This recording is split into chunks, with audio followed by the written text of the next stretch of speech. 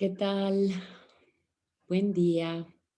Bienvenidos a otro episodio de Amorte, donde miramos a la muerte y las pérdidas con amor. Yo soy Pati Bueno. El día de hoy nos acompaña el doctor Alejandro Águila. Él es psicoterapeuta y suicidólogo y es director del Instituto Hispanoamericano de Suicidología. Alejandro Águila ya ha estado con nosotros en otro programa de Amorte antes de la pandemia y fue uno de mis maestros en el Instituto Mexicano de Tanatología en el 2008 cuando hice el diplomado de tanatología.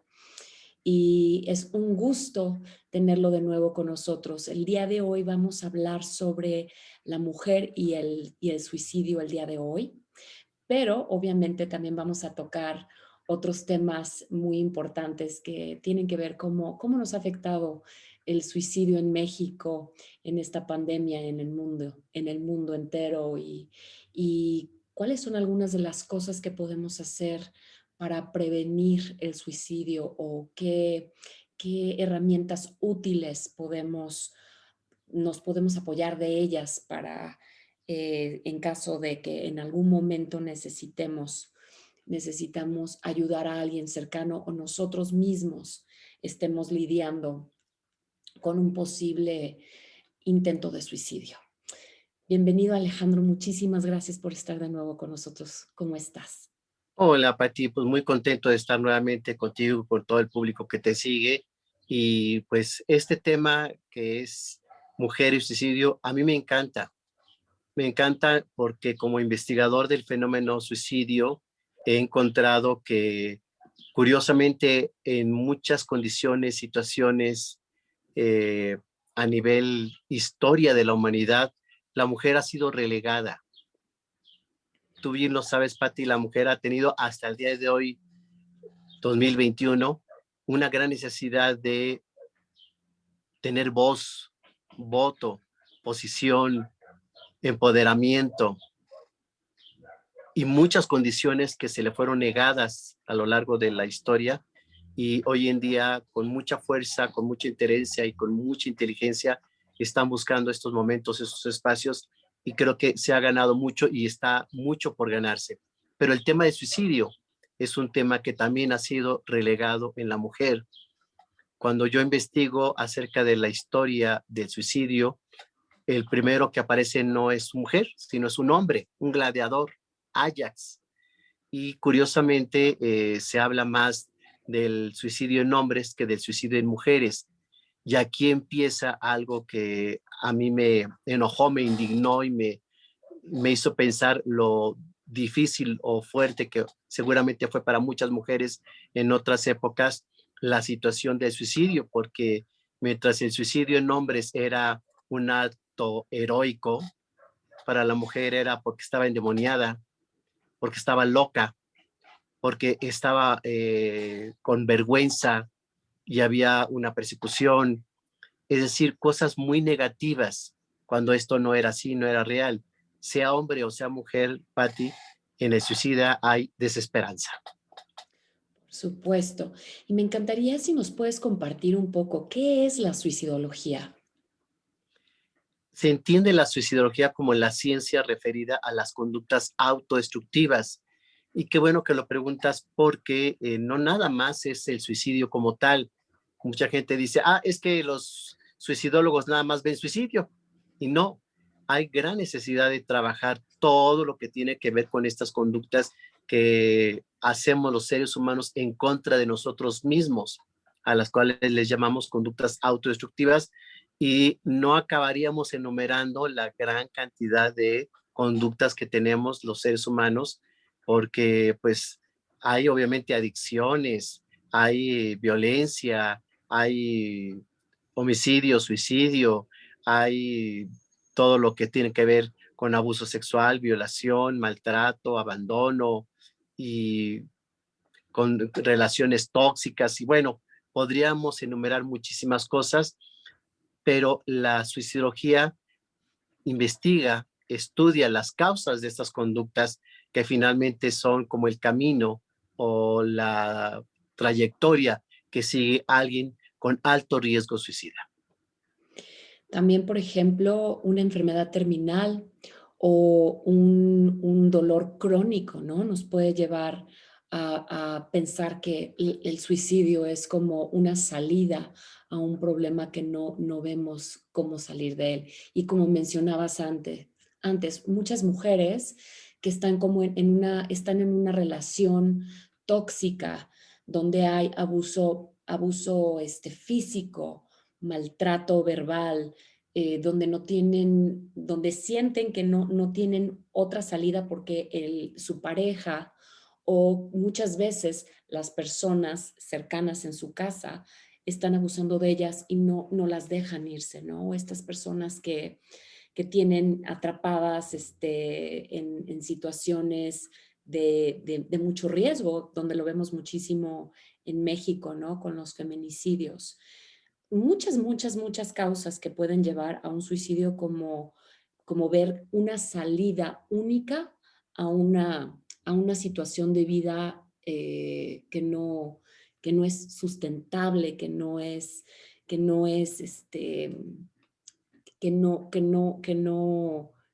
no hay manera de escapar de otra manera. ¿Cómo ves tú Efect- eso con esta investigación? y tocas la palabra clave, Pati, dolor. Es que sí, ya sea un dolor físico o emocional, cuando padecemos dolor es cuando queremos acabar con nuestra vida, si este dolor no se mitiga, no se disminuye o se quita. Yo he Ujú. ido a trabajar con pacientes en hospitales, ya pacientes terminales con dolor crónico que ni con morfina pura se los quitan y me dicen, doctor, haga algo, es que se quiere suicidar. Dije, no, es que con dolor, usted y yo también nos quisiéramos suicidar. Y pongo yo Exactamente. mucho el ejemplo en las clases, pláticas y conferencias.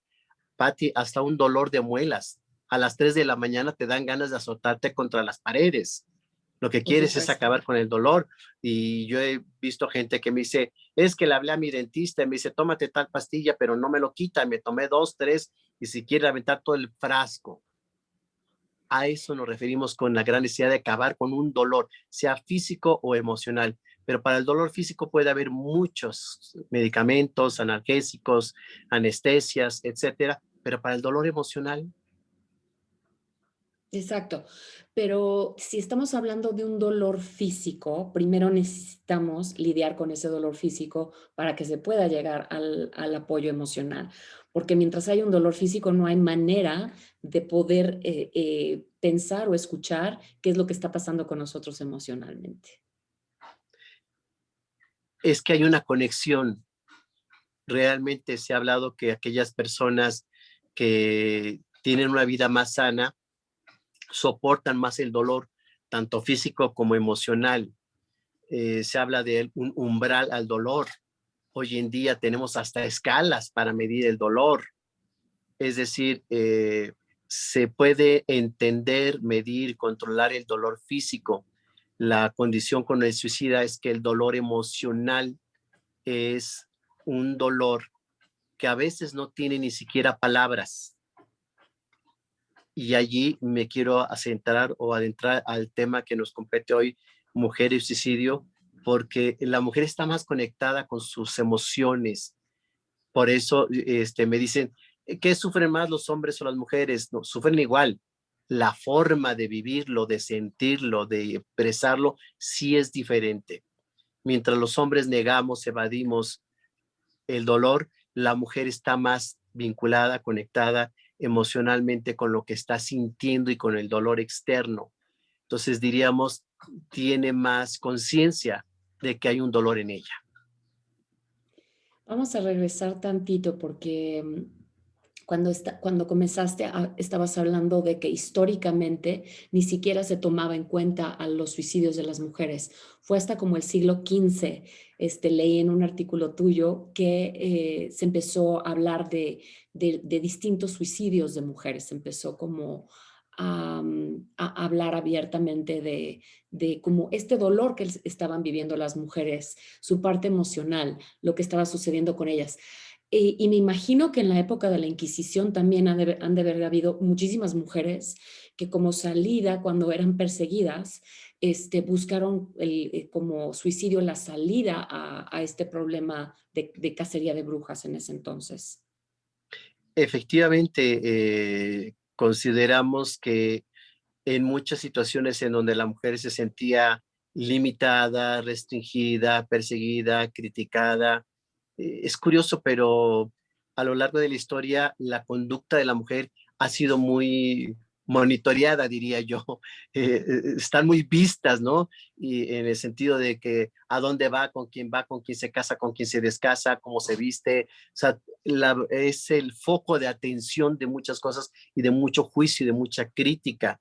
Entonces, seguramente muchas mujeres en un estado, insisto, de desesperanza, decidían quitarse la vida porque las condiciones no le permitían reclamar, exigir, demandar, posicionarse, defenderse inclusive, imagínate a ese nivel, ¿no? Tenían que guardar silencio, callarse o estar a la sombra de un hombre. Y efectivamente fue más o menos a partir del siglo XV cuando aparecen algunas imágenes, algunas iconografías de mujeres suicidas. Eh, Encontré, por ejemplo, Lucrecia, Cleopatra, Dido, también se le llamaba Elisa, y todas estas muertes asociadas a deshonra. Imagínate que el suicidio no se le veía que la mujer era por un dolor, por un sufrimiento, por una desesperanza, sino porque no merecían vivir. Ahí hay un estigma, ¿no? Totalmente. Sí, totalmente. Y me imagino que hoy en día, todavía en muchos países musulmanes, o no nos vayamos tan lejos, en México, donde la mujer es obligada a casarse con alguien que no quiere o que todavía no es libre y tiene que someterse a lo que su familia o los hombres de su familia o su marido le dicen que tiene que hacer y encuentran como el suicidio como una única salida. ¿Qué opinas del suicidio cuando lo vemos como la única manera que podemos salir de una situación en nuestra sociedad, en un contexto? Normalmente esto ocurre en una situación de crisis. Hemos hablado mucho y lo hacemos los suicidólogos, aparte de ver la situación de por qué alguien decidió quitarse la vida y no lo logró, encontrar qué móviles existieron detrás de esta decisión, y muchos de ellos es que no veían la salida o no veían la solución. Por ello yo siempre he explicado que todo suicida reduce su campo de visión, le llamamos visión en túnel, y dices, cómo no encontró solución o cómo no pidió ayuda, cómo no hizo esto, aquello o tal? Quiere decir que en ese momento de desesperanza, la situación emocional la rebasó y la parte intelectual se ve reducida para impedir el que se dé salida, solución o respuesta a una situación crítica que en otras circunstancias a lo mejor sí hubiera encontrado la forma de salir de esa condición emocional, pero en un estado de desesperanza es muy difícil que alguien pueda encontrar ayuda. Por eso la gran necesidad de que si estamos en crisis, no intentemos solucionarlo solo, sino busquemos ayuda. Ese es un tema bastante complejo, ¿no? Porque muchas veces cuando justo estamos en esa visión de túnel, no sabemos a quién acudir o pensamos que o ni siquiera nuestra mente está en un estado receptivo como para recibir, ¿no? Como que hay nos nublamos, nuestra mente se nubla, no encontramos cómo expresar nuestras necesidades, a dónde acudir para conseguir esa ayuda, ese apoyo. ¿Qué podemos hacer cuáles serían como los puntos más claves que tú dirías para poder detectar un comportamiento donde alguien necesita ayuda? Aquí hay dos puntos. El primero, efectivamente, cuando se está en ese estado de desesperanza, de reducir la visión, impedir tener soluciones o salidas, esto se puede convertir en un patrón repetitivo.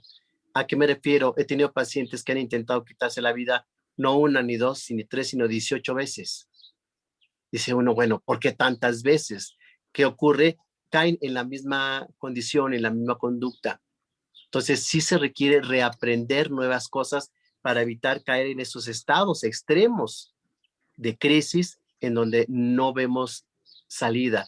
Y hay un dato bien curioso que quiero compartirte, y esto es repetitivo. Lo has escuchado tú y lo he escuchado yo. Gente que te dice, es que estoy solo. O sea, realmente, Pati, nadie está solo, ¿no?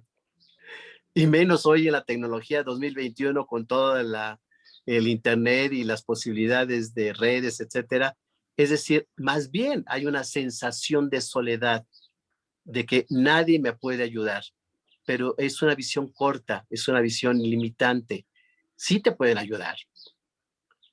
A nosotros en el Instituto Hispanoamericano de Fisiología nos llegan mensajes, correos, llamadas, visitas, y dices, qué bueno que este espacio, este lugar que ofrecemos a la gente es para quien busca esa ayuda. ¿Quién no llega? Quien llegó a suicidarse y no buscó ayuda. No nada más con nosotros, sino con cualquier gente. Entonces tendríamos que partir allí que la ayuda siempre, siempre y siempre va a estar. Toca puertas y se abrirán. Y respondiendo a tu pregunta de cómo podemos identificar esta situación de riesgo, yo te diría una palabra que hay que obviamente explicarla más a fondo, y es el equilibrio. Cuando el equilibrio se pierde, y esto hasta los orientales lo dicen, famoso yin y el yang, es decir, cuando demasiada área de una vida está saturada, estamos hablando de mucho trabajo o gente que está en extremas actividades peligrosas, riesgosas, o en una relación muy tóxica y donde la invade, o condiciones de salud que no se atendieron, entonces ya llegó a un estado crónico, muy alterado, muy alto de riesgo. Es decir, cuando se pierde el equilibrio es cuando la situación de riesgo suicida se presenta. Entonces, platícanos un poco más del Instituto Hispanoamericano de Suicidología. Tiene sede en México, en el sur de la Ciudad de México, ¿es correcto? ¿Siguen ahí? Así es, fíjate que el Instituto Hispanoamericano de Suicidología surgió una idea personal, invitando a 9 colegas que de alguna forma habían trabajado conmigo a lo largo de mi desarrollo como psicólogo en el suicidio. Entonces, consideramos la gran necesidad de que fuera un instituto no nacional, no mexicano, sino hispanoamericano, porque compartir con otros países de la misma lengua, el mismo idioma, que no solo es la misma idiosincrasia o el mismo idioma, también usos y costumbres compartimos. Por eso la necesidad de que nos extendiéramos. Vamos a cumplir 10 años y este instituto tiene 3 metas. La primera, prevención, que hacemos concursos, pláticas, conferencias, simposios, congresos y todas las actividades culturales que nos permiten llegar a las personas, estar en los medios de comunicación, como el día de hoy me haces el favor de compartir con todo tu público esta información que siempre la reciben de mil amores, que la gente dice, y lo grabaron y lo puedo compartir. Entonces, qué bueno que hay un gran interés. Este instituto obviamente tiene una página en internet y en menos de 3 meses se convirtió en la número 1 en búsquedas de Google. Tú En tecleas el suicidología. 2011, ¿cierto? 2011 fue que abrieron el instituto.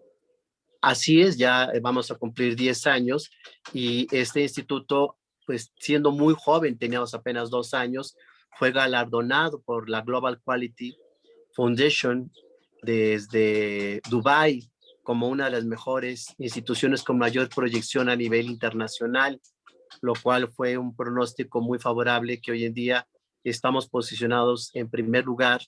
Tenemos una gran reconocimiento a nivel mundial. En lo personal, ya se me hizo este año presidente de la Red Mundial de Suicidólogos, que alberga 67 países.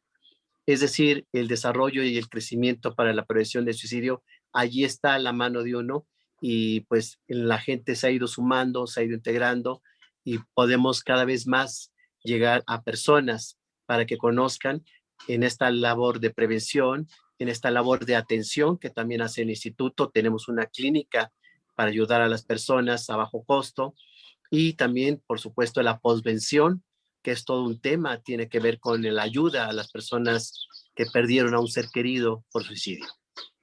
Cuéntanos, por favor, un poquito en qué constan estos servicios de la clínica.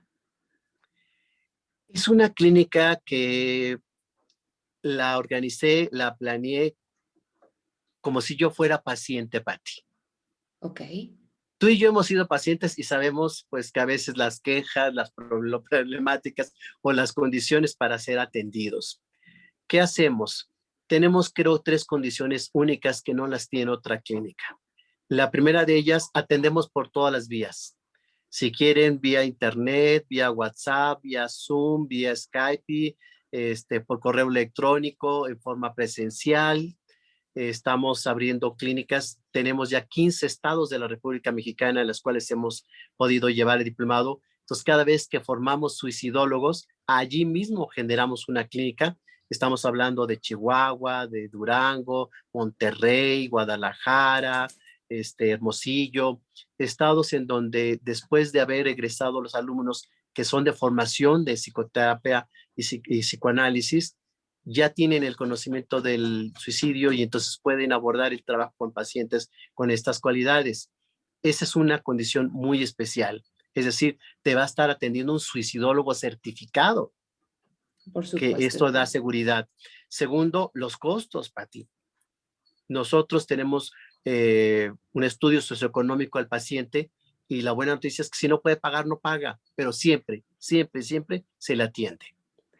Eso es increíble, eso es maravilloso, sobre todo acá en México, que muchas veces todos estos servicios no pueden llegar a muchas personas, a muchos pueblos, a provincias, ¿no? O a gentes de bajos recursos.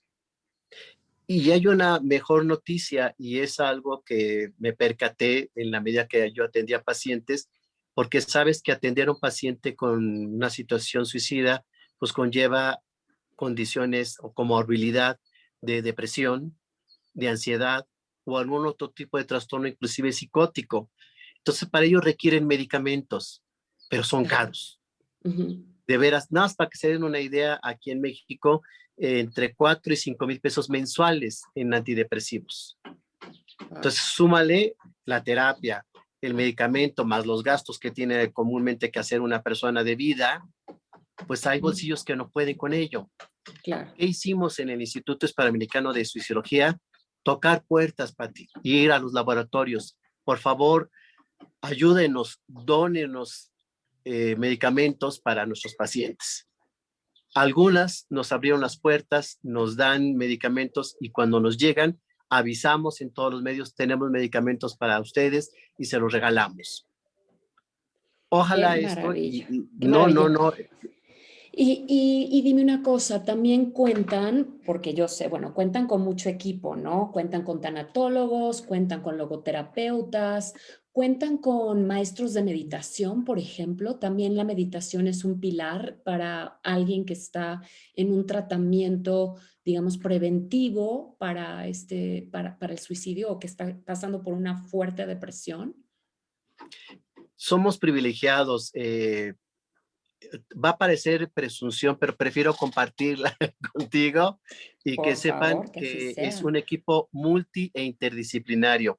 Contamos con psicólogos, psicoterapeutas de varias corrientes, cognitivo-conductual, psicodinámica, psicoanalítica, rogeriana, humanista, vamos, varias especialidades. Contamos con psiquiatras, contamos con psiquiatras, con geriatras, contamos con terapeutas familiares, médicos, enfermeras, psicólogos. Es decir, somos muy afortunados en que un equipo multi e interdisciplinario se integre. Respondiendo a tu pregunta, por supuesto, todas las situaciones que les llamamos terapias complementarias o alternativas, como la yoga, herbolaria, acupuntura, etcétera. Si bien no es nuestra función porque finalmente somos clínicos, sí apoyamos que el paciente pueda tomar este tipo de alternativas y claro que le ayuda, claro que puede ser favorable, pero eso lo recomendamos y el paciente lo busca. Dentro del instituto no es la labor que hacemos debido a cómo fuimos constituidos en nuestra acta para que pudiéramos dar un trabajo clínico, médico y paramédico. Pero bueno, son recomendaciones que se pueden hacer para que el paciente pueda buscar este tipo de apoyo, paralelamente a todo el apoyo clínico que se le está dando en ese momento. Y ahora me imagino que en estos momentos que pues se han lanzado tantas plataformas en líneas, ¿tienen terapia grupal por Zoom para familiares o personas cercanas cuando están lidiando con una persona que tiene una depresión o que se quiere suicidar o que está internado en una clínica por peligro a suicidio? Fíjate que sí, al momento que yo asumo en este 2021, en enero, la presidencia de la Red Mundial de Suicidólogos, tengo a mi cargo la posibilidad de asignar a 3 vicepresidencias. Una de ellas es la vicepresidencia de familiares y amigos de alguien que ya se suicidó. Aquí la labor que hacemos efectivamente sí es terapia grupal, puede ser en forma presencial, puede ser en forma virtual y un plus que se ha dado, Ana Elsa es una de las vicepresidentas de familiares y amigos de alguien que ya se suicidó y generó un chat que en este chat afortunadamente están más de 127 mamás y familiares de alguien que se suicidó y están constantemente compartiendo pláticas, cursos, libros, artículos, experiencias. Este mismo programa, en cuanto salga al aire, se los vamos a compartir.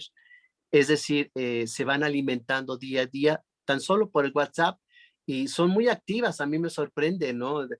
Campanita a cada ratito de que aportaron algo, mostraron fotografía de su hijo, de su hija, de su familiar, aniversario luctuoso, una oración.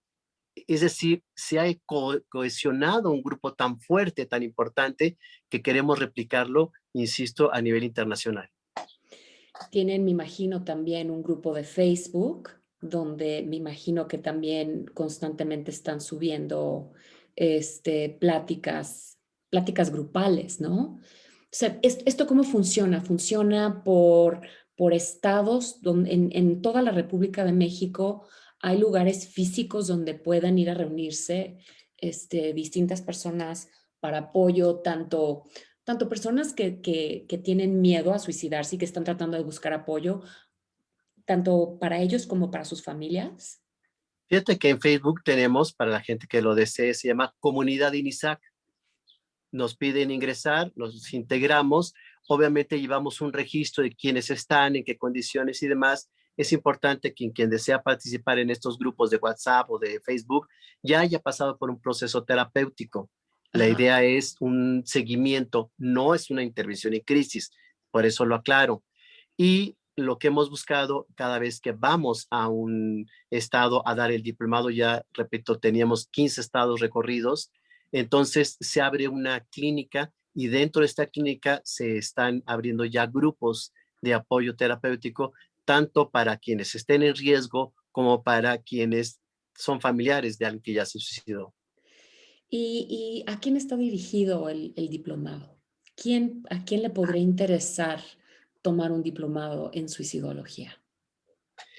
Ay, pues orgullosamente decimos que nuestro diplomado es único. He podido yo ver otros tipos de diplomados y normalmente se dan en algunos otros países única y exclusivamente para personal médico y paramédico. Yo no lo concebí así por lo siguiente, Pati.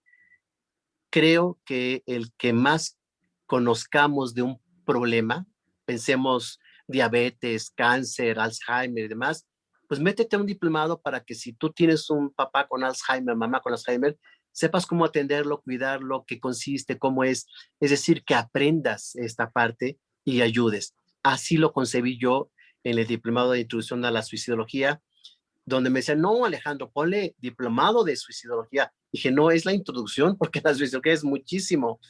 Más adelante vamos a hacer, por supuesto, la maestría y queremos que sea un doctorado. Por ahí me han propuesto que se haga la licenciatura en suicidología. Por supuesto que sí, nos vamos a abrir académicamente a poder abarcar más, pero hasta ahorita el diplomado está dirigido a todo público mayor de 16 años. Nos envía una carta de motivos y de esta forma está expuesto para que sea entendible y comprensible para todo el mundo. Ya para aquellos que son del personal médico y paramédico, tenemos un curso de intervención en crisis suicida y por supuesto ya la especialización que este 2021 la vamos a presentar. Pues muchísimo trabajo han hecho, muchísimo. Te felicito, Alejandro, porque es una labor incansable y muy necesaria. Pero volviendo a nuestro tema, entonces, cuéntanos un poco cuáles son las edades más vulnerables para la mujer para temas de estar en riesgo de suicidio aquí en México. Fíjate que el INEGI nos reporta en ambos géneros de 15 a 29 años de edad. Yo lo extendería inclusive desde los 12 años hasta los 38, 40. ¿Qué pasa? Son edades, yo digo, de mucho desarrollo, productividad. Una mujer cambia muchísimo desde los 12 años hasta aproximadamente alrededor de los 40. Es donde creo yo tiene más desarrollo, cambio y evolución. Y en todo este proceso hay necesidad de adaptarse, funcionar diferente. Por ahí escuchaba yo a una escritora donde decía, es que la mujer a veces pierde su identidad porque cuando es niña es hija de, cuando es esposa de, y cuando es mamá de. Imagínate, y estoy hablando de las edades que te comento, ¿no? ¿Eres Sí, hija, eres esposa o eres mamá de? exacto. Entonces, son situaciones, digo yo, en donde la mujer tiene que empezar a modificar, a adaptarse, a funcionar y obviamente el riesgo ahí está por esta gran necesidad de cambios, modificaciones, funciones diferentes que hace la mujer, a diferencia del hombre, que el hombre no cambiamos tanto. Entonces, la Pero situación, en el sentido, ¿tú dirías que esto también está influenciado por el tema hormonal de una mujer? yo creo que en todo, no solo en el aspecto hormonal, sino en el aspecto físico. Ok. Y te voy a dar un ejemplo bien claro. Tengo una paciente de 12 años, precisamente, y me explicaba que tenía miedo a ser adolescente, tenía miedo de tener que llegar a ser adulta y tenía miedo de tener que llegar a casarse, tener hijos, es decir, un miedo al futuro. Ajá. Y yo le preguntaba, ¿el miedo en qué radica? Pues es que tengo que ser diferente, no puedo ser yo. No, no sé si me explico, lo veía, es una chica muy inteligente que iba a tener que modificar mucho de su persona, de su función y funciones. Por esto que estás diciendo que la sociedad nos ve como hija de, esposa de, mamá de, o sea, siempre en un rol y no nos pueden ver, digamos, en nuestra parte sensible, creativa, como artistas o como profesionales. ¿A eso te refieres?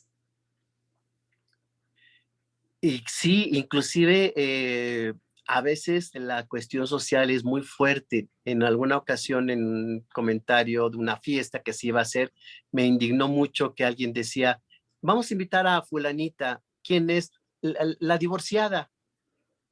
Dije, qué fuerte que se le etiquete, que se le ponga un signo por una situación, diríamos, de estado civil, pues. Ajá, Un estado civil no te define para ti.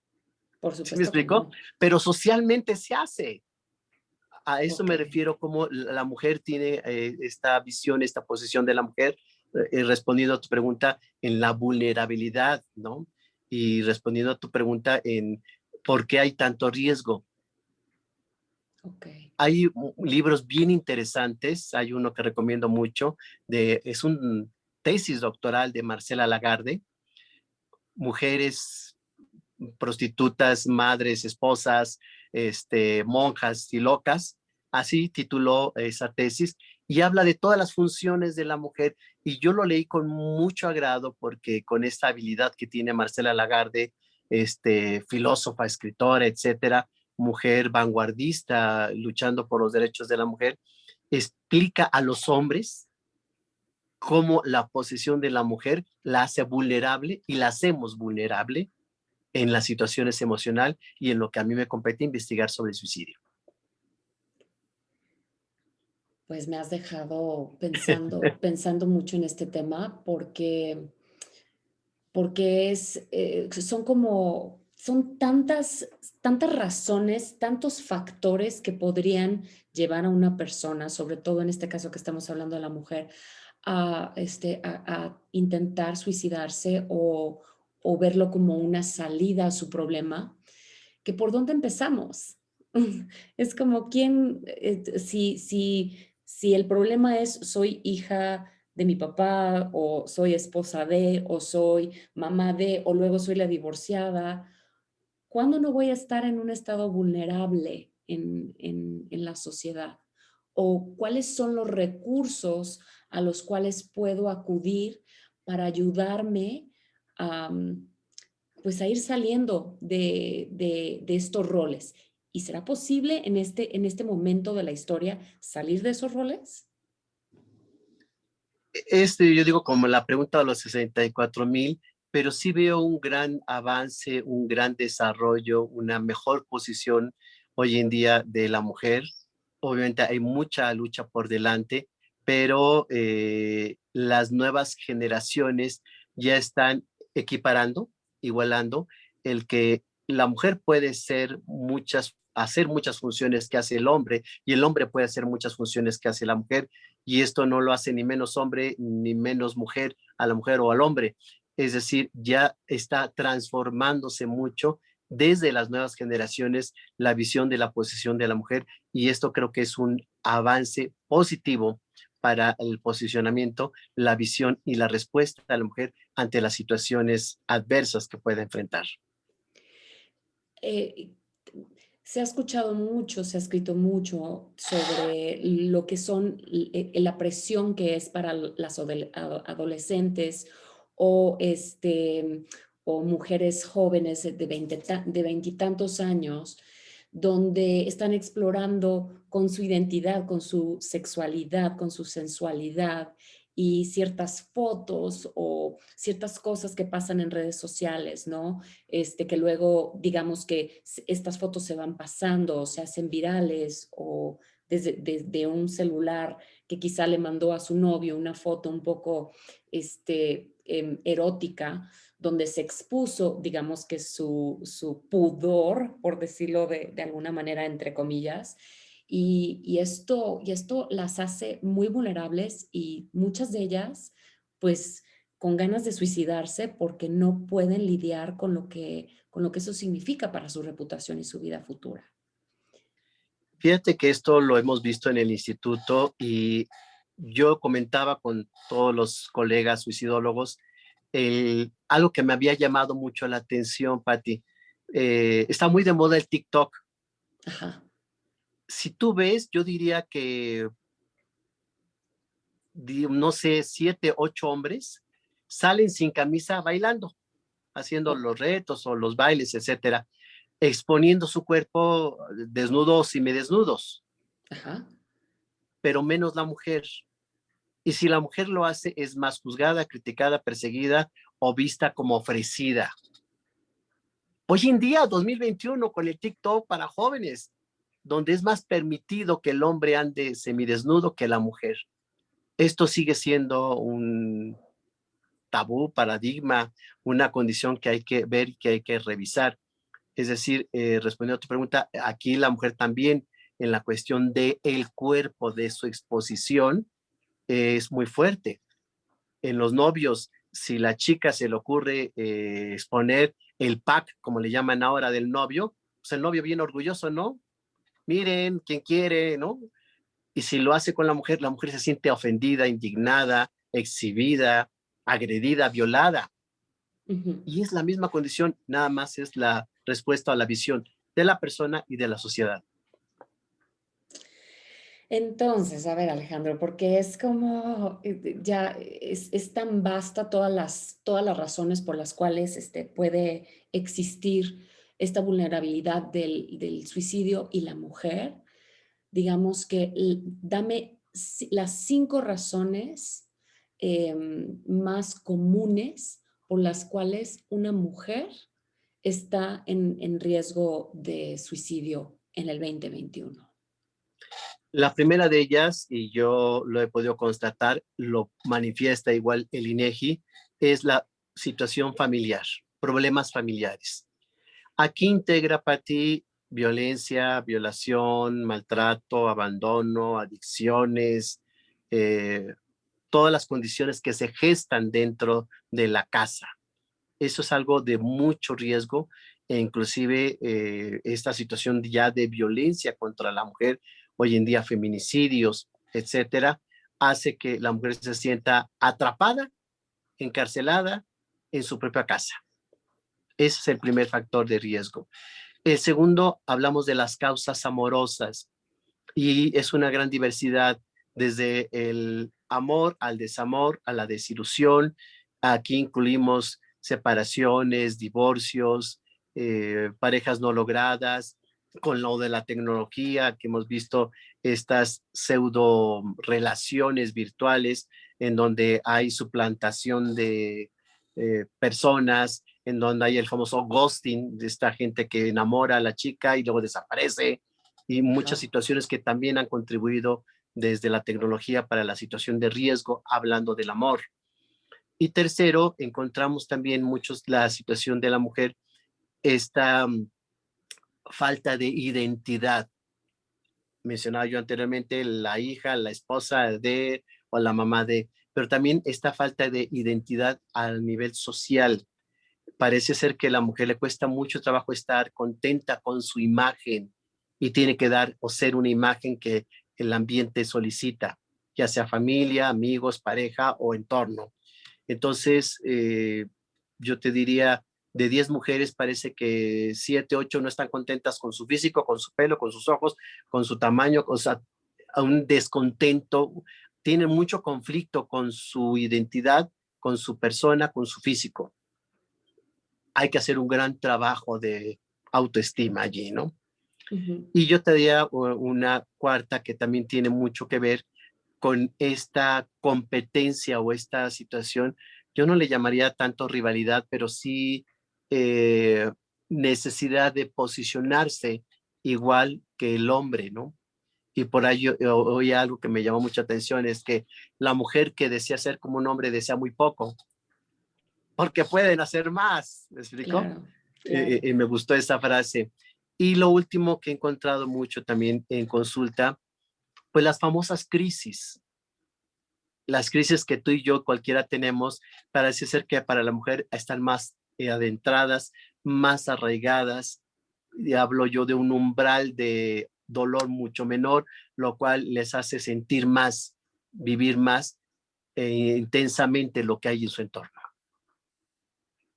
Ok. Ahora, hace poco tuve una invitada aquí en Amorte que es una chavita fascinante, tiene 21 o 22 años y fue adicta de los 12 a los 18 años.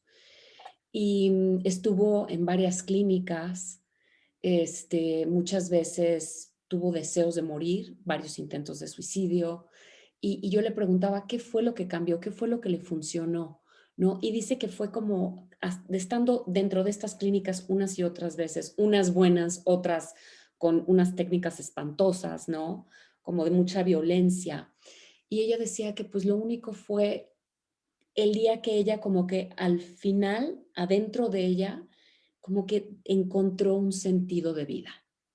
encontró algo que dijo, ok, sí vale la pena quedarse, y entonces empezó a aplicar y empezó a querer realmente hacer cambios importantes en su vida para querer estar aquí, porque las adicciones son una manera de decir, ya no quiero estar aquí, de irnos matando poco a poco, ¿cierto?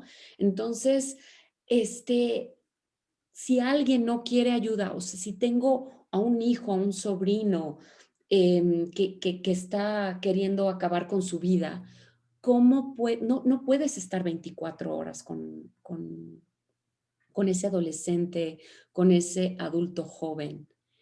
Y si no quiere ir a terapia, y si no quiere un tratamiento psiquiátrico, y si no quiere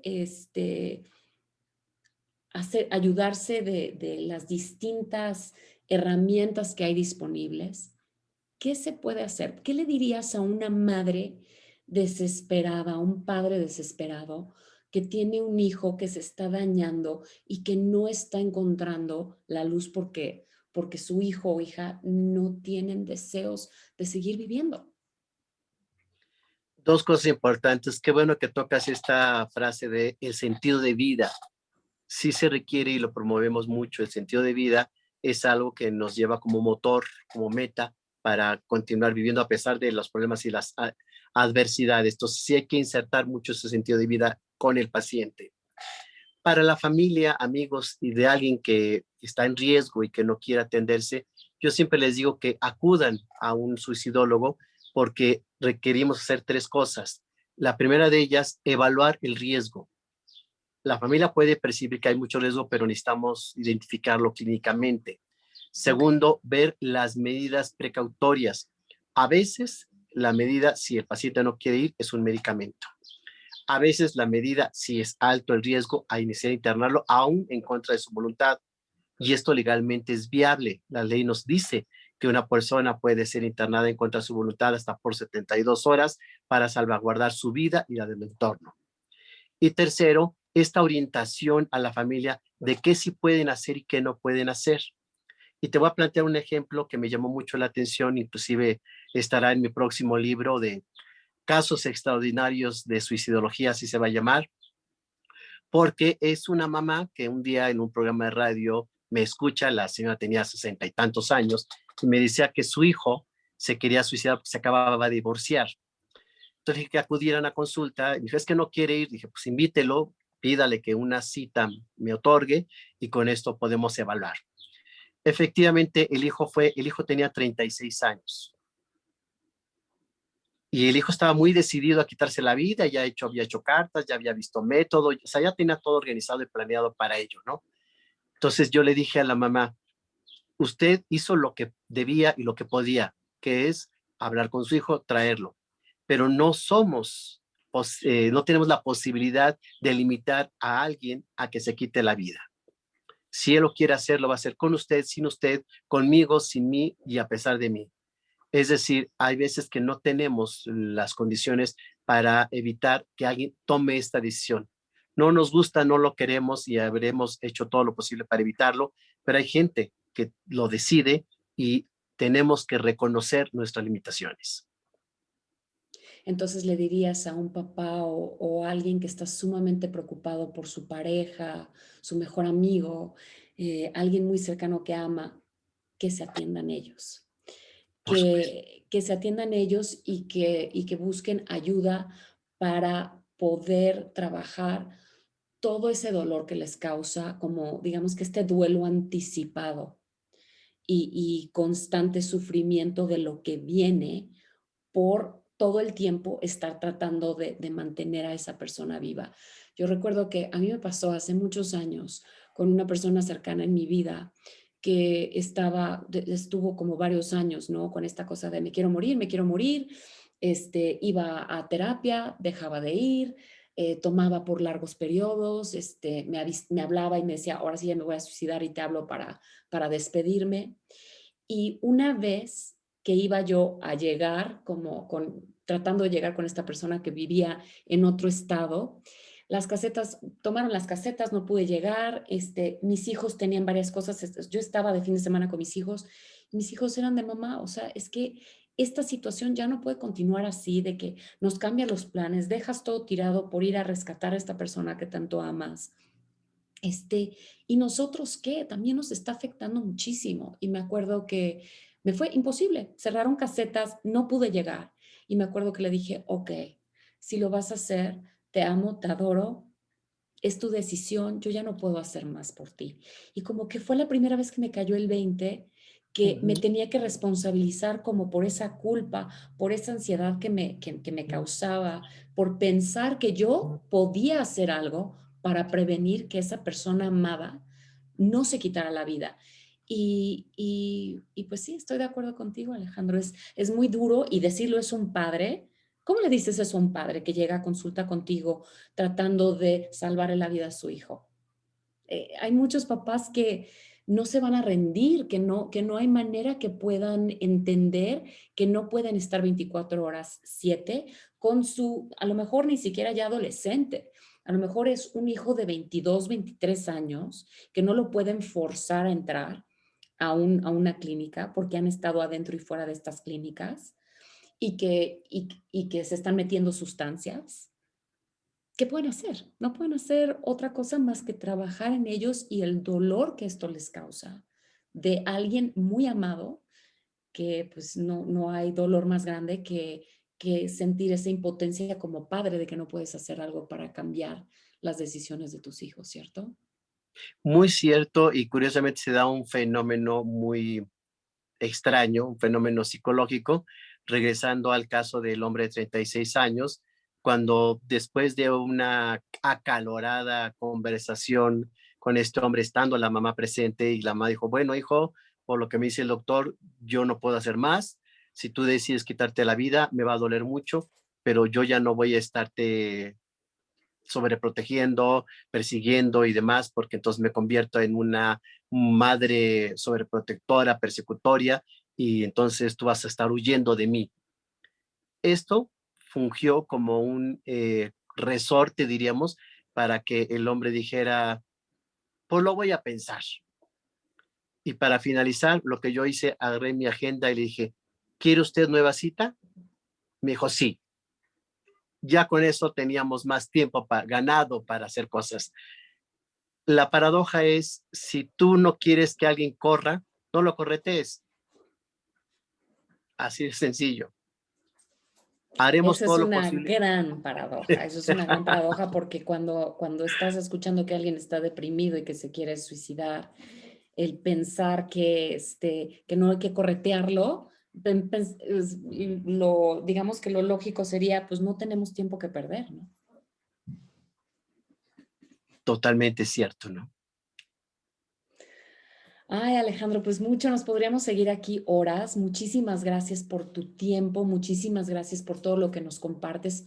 Obviamente, como siempre, les voy a dejar toda la información donde pueden encontrar a Alejandro, lo que pueden hacer al respecto, si alguien está buscando un grupo de apoyo, si alguien está buscando, si alguien necesita una intervención en crisis, o esa evaluación clínica con alguien que quiere suicidarse, ¿no? Esa primera cita. Y aunque esa persona no quiera ir, pueden acudir ustedes.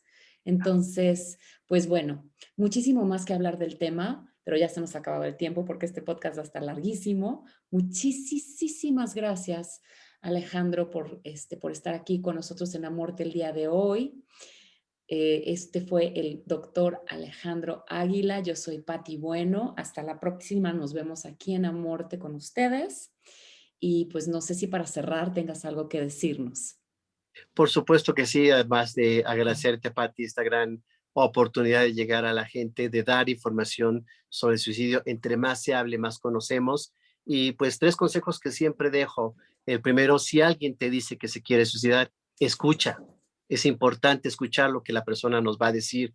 A veces la ansiedad nos hace responder y hacer cosas y decir y prometer, y no, necesitamos escuchar lo que el otro está queriendo compartir. Segundo, no juzgar qué es bueno, qué es malo, qué es pecado, qué está loco. No, ningún juicio en ese momento sirve. Y tercero, sí buscar ayuda profesional. Habemos suicidólogos que estudiamos, que trabajamos, que investigamos sobre este fenómeno de suicidio. Entonces, la ayuda siempre va a ser adecuada para poder prevenir el suicidio. Muchas gracias, A Alejandro. ti, gracias. Buen día a todos. Yo soy Pati Bueno. Estamos en Amorte. Hasta la próxima. Pues. Gracias.